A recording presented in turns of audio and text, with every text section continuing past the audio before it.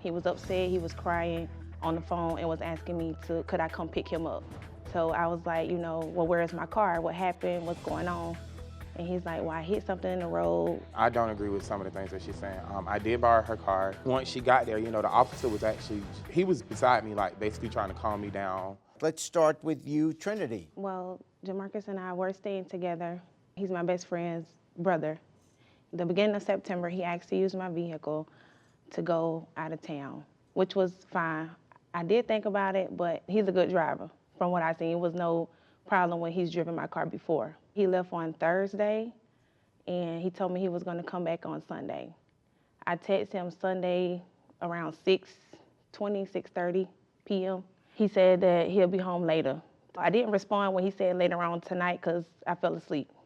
I get a call from him around 3, I wanna say like 3:30, all upset. He was upset, he was crying on the phone and was asking me could I come pick him up? So I was like, well, where's my car? What happened? What's going on?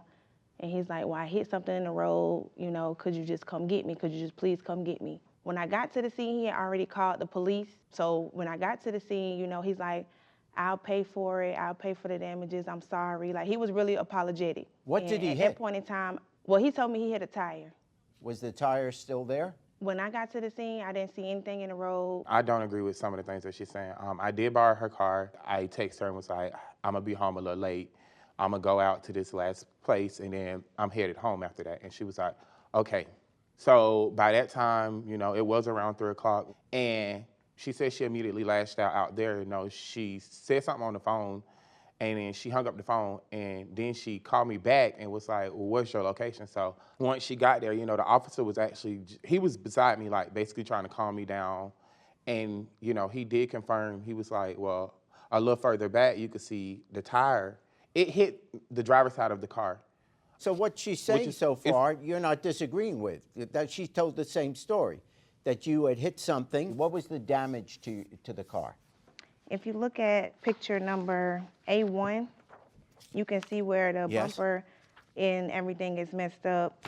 On A2, you can see where everything is hanging from the bottom. And the left side of the passenger, the bumper is not as bad, but it's kind of like the hinges is off. A4 and A5 is actually a better picture of the driver's side of the bumper where it's completely gone, and you can get a better sight of what's actually hanging on the driver's side. Now, on the inside, I did not get a picture of all the sensors. There's a lot of sensors going off because the car is a 2020, so it's more internal damage than it was physical. I mean, it is physical damage as well, but it's more so like a computer in the internal damage. My car could have made the trip. When I called her, I was actually already on the road. I was close to Statesboro. I actually ended up turning around. I just didn't want to risk that. My tires was good. You borrowing her car was for your own personal benefit, and that means that some of the responsibility for what happened falls on you. What about the insurance? I mean, wouldn't the insurance cover this? When we were at the scene, I did call, because I'm on someone else's insurance. So when I did call the insurance company, he did indeed get it towed from the scene. Jamarcus did pay for it to get towed to the house.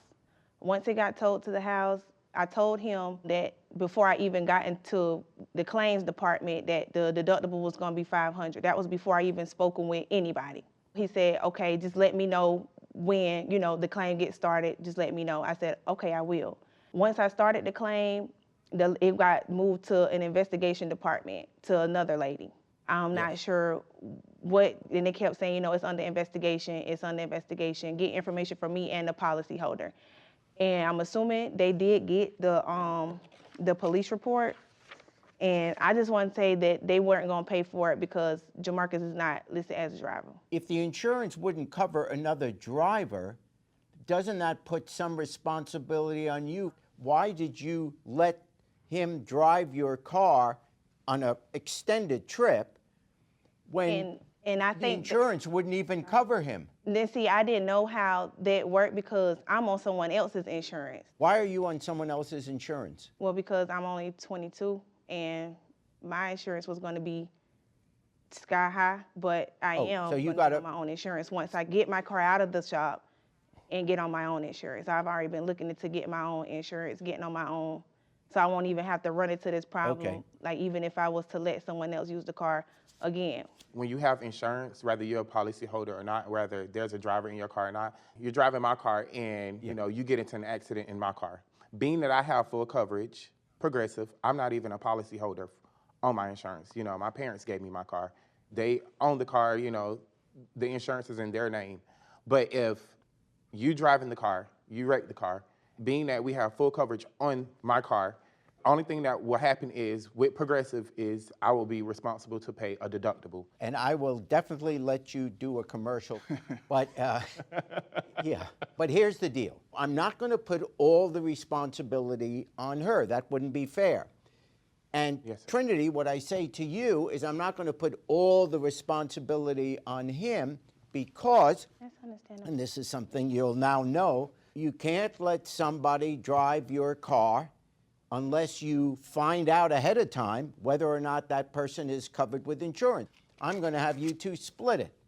In other words, I'm going to award you $2,500 towards the damages, and you're going to have to split the difference, and therefore I find for the plaintiff in the sum of $2,500.